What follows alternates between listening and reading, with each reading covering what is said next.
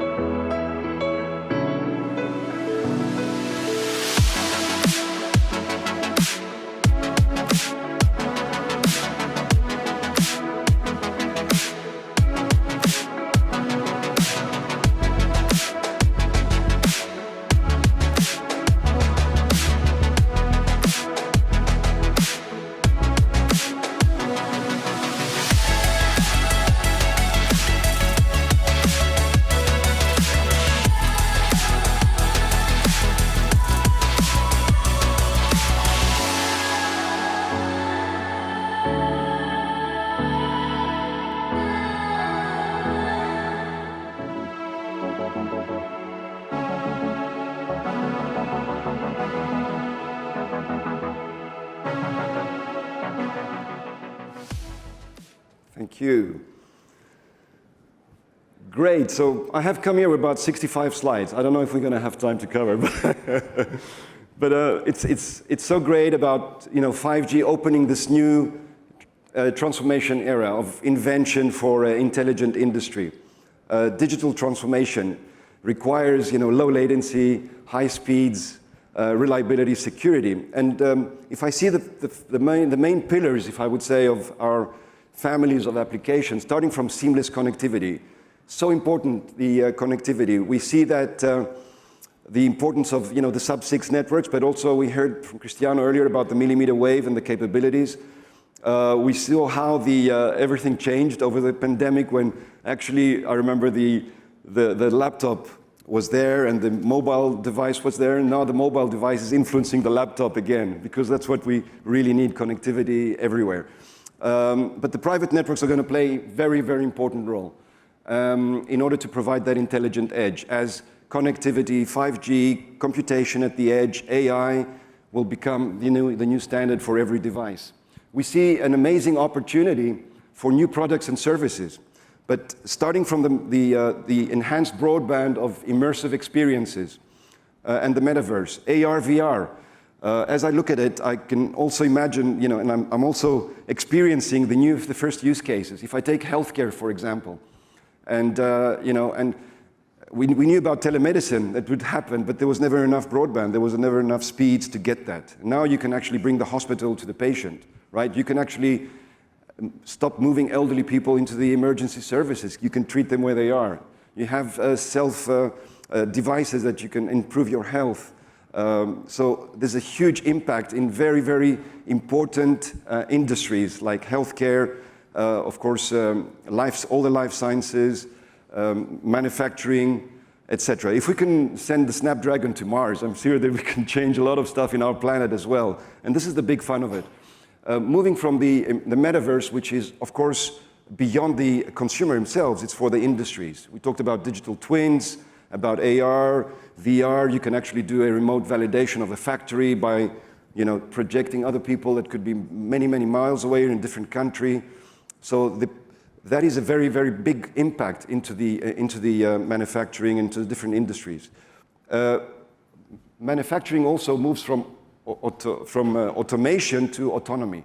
I started my career in the manufacturing business, so a lot of SCADA systems, etc., a lot of wires, a lot of hazardous systems, and very difficult to interact and to fix. And actually, from now on, we're talking about innovation and intelligence right on the edge to take decisions. If you're in a company that produces all sort of bottles, and you can actually detect which one on taking the decisions on the spot rather than stopping production lines, etc. So the whole ecosystem is going to be fantastically disrupted in that sense. And of course, everything is connected to the cloud. Infrastructures are invisible but smart, and they're getting smarter. The importance of the cloud is also to be network aware.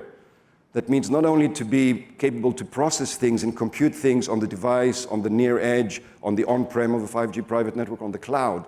It has to extract the right network information so that you could actually tailor your application according to the needs of the application. So the way that we're going to develop software for the cloud is going to be significantly different now. And so 5G and Edge brings all that together, the low latency, reliability, to deliver new experiences. And I can't think about the industries, all industries. We talked about agri-tech, for example. How do we make it possible to use less pesticides, less fertilizer on the spot, having intelligent IoTs to clean our waters, our rivers, etc. These are super important projects that are ongoing now. And our duty is to understand the current situation in order to change that. So for us, Capgemini, it's very interesting when I joined because there's such a vast knowledge of the vertical industries so that easily you can understand how to bring the private network, the application, and to transform that very quickly. I've got about 60 architectural slides, by the way, but I'm just going to go for one. So absolutely important to have seamless connectivity, and the telco industry is going through profound transformation itself, actually, because the cloud is not only impacting the way we develop applications and the way that everything is done, but it's also the architecture of the networks are changing to become cloud native. So that is a very important thing because it enables applications to run in any place at any time. So you can use your network in a way that it's applications running on the edge or on the public cloud or on-prem. That requires the data hubbing, platforms that can collect data, and use AI in order to create outcomes. So all that is very important to bring it all together and create new business models. Cristiano talked about the automotive. That is super exciting. The way that the car is moving away from a box to become a service, a platform, etc. This is across all industries, the equipment industry, the likes of Bosch or Schneider Electric. The companies that are producing the big boxes, the big industry boxes for factories are becoming smarter and autonomous, and 5G connectivity will have a profound impact to the way that the supply chains and everything will be connected. And that provides agility. There are two words that are very important, agility and time to market. Agility is important because by bringing 5G, you create an agile environment of developing new use cases as you move on. You start by saying, well, the most obvious is AR, VR for preventive maintenance. You put it in action. The appetite grows. We're moving from enhanced broadband applications to mission-critical applications, to machine-type communications, et cetera, et cetera. So it's a push, and we need to do that. We need to work with the industries to understand the big problems, and that's what we're going to resolve. So new business models. And there's one thing that, again, is required to state here is the integration between the IT world, the operational world, and the network world. These were completely distinct, actually, a few years ago. The IT has now, cloud, AI, machine learning, all these good things, right? Data analytics, but it's not only the IT, the OT as well. The production lines now can have access to IT, to all these technologies, cloud, machine learning, data analytics as well. The networks themselves are transformed into cloud. So the incredible opportunity of all this together is that, we can actually connect and have much more efficiencies in an enterprise. I'm giving you an example. I was working in an energy company with wind farms, right? So wind farm is a very difficult process. It's got you're checking vibration. So we put in 5G private LTE, 5G private network, measure the humidity, measure vibrations, all that stuff, and then through the cloud connected to the SAP of the logistics to measure if it's the right set points, when do we need maintenance. And then, connect to the SAP in the cloud, which tells you, okay, you would require to do some changes of set points or some maintenance activities, etc. So the combination of connecting your IT and your operational part and the network part, now the network being fully IP and 5G wireless on the edge, makes your company much more efficient, your types of products much more capable, but also you save energy. It's a far more efficient and knowledgeable operation to manage. And I think that is the message that we want to convey. And that is the acceleration of digital transformation. Now, I'm giving you some examples. I have about 50 examples, but I'm just going to talk about two, actually. As I said, in Capgemini, we work with different, huge industry companies, and we have a joint venture in this case, where we develop software applications for the production lines using all sorts of software packages, right? In order to enhance the production and then to build different factories, not only for the company that we're talking about, but for client companies. 5G comes in with a layer that says, you don't have to think about the green field only. You can work on brownfield operations, connect the 5G, bring in those use cases, bring in a 5G layer into your factory, start from the things that you can actually address quickly, and blend your applications with the capabilities of 5G, of low latency, reliability, etc. Use cameras, connected cameras, use LiDAR technology, all these things that are possible, available today. Of course, glasses and, see what I see type of applications for the metaverse in the industry, So all of a sudden, you actually propel the services that you're doing. You're enhancing the software that you have as a company. You can use gateways, of course, to connect your SCADA systems to your 5G networks, your private networks, etc., and create an environment for future growth. Another area that is fantastic is the automotive, right? Do we love the automotive? Yay, we do. And it's incredible because the automotive is touching everything, actually. You start from, I see three pillars in automotive. One is the manufacturing itself, so we build the cars, right? And then the other part of the car is basically a platform.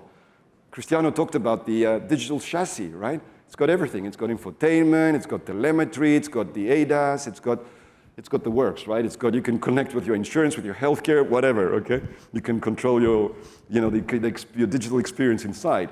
And then the third element, the third pillar is the behavior on the road. Does it interact with others? The CV2X. Can we avoid traffic congestions? All that stuff that is related to security, safety, traffic management. So these are a very important part of the equation. We as Capgemini are working in a fantastic project which is called 5G Open Road, which takes the car, but it fits the car into the environment of where it should operate, right? So this is a project that is financed significantly by the French government. It's a Paris area where we have many, many stakeholders collaborating, like Renault, Stellantis, the mobile operator like Bouygues Telecom. We have Nokia for the private network, etc. Edge Computing. So all that together it's not a clear operating model yet. How are we going to make it functional? What is the real operating model? Because it's great to do the technology. It's how then we should run the technology in an optimal manner. How do we create a platform so that we could have impressive use cases, right? Like intelligent intersections. How do we manage those intelligent intersections? These were the 4 types of use cases we are actually working on. Urban logistics. Can we deliver the last 50, 100 meters, autonomously of a delivery to the house? How do we work with autonomous shuttles, driverless cars, etc., etc. And then, of course, most importantly, the mobility. How does the passenger interact with the car understanding if the passenger is moving, all these CV2X type of, to the infrastructure, to the municipality, what is the role? What is the business model? How do we operate that? These are very important questions that with technology, we can actually produce results. And what is great is the way that we build software, right? So there's 3 fantastic industries that are changing the world. One is here, right? Qualcomm and the semiconductor industry. Fantastic, right? Everything connected. Number 2 is software, right? Software is very important. How do we create software?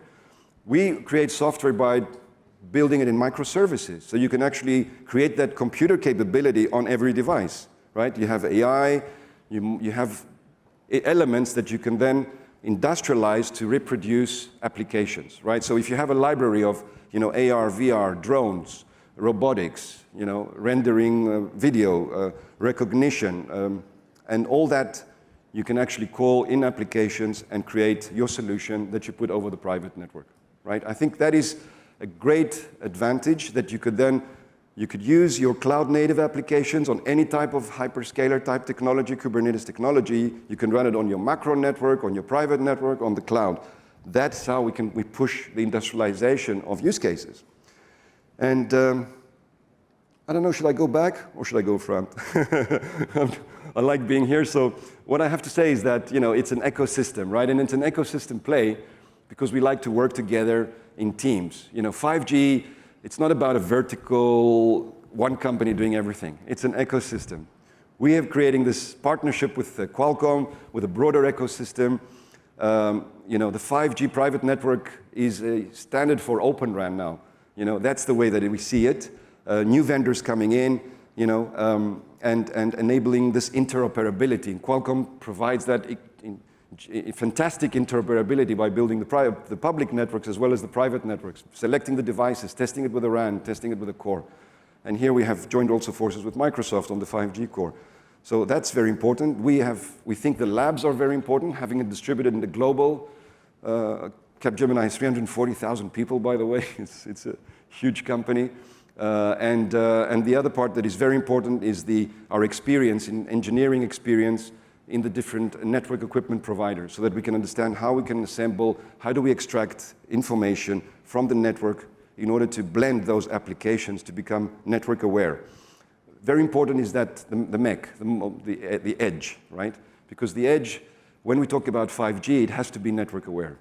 So the more it's related to the application, to the network, to the edge, the better the result is. And I think that the development community needs to understand the power of 5G to create those applications, and vice versa. The network community needs to explain to the application community all these fantastic features that we heard previously from Cristiano, and all the reliability, the low latency. How do we take advantage of that to build those applications for the future? And And that's what I think is the end of my presentation.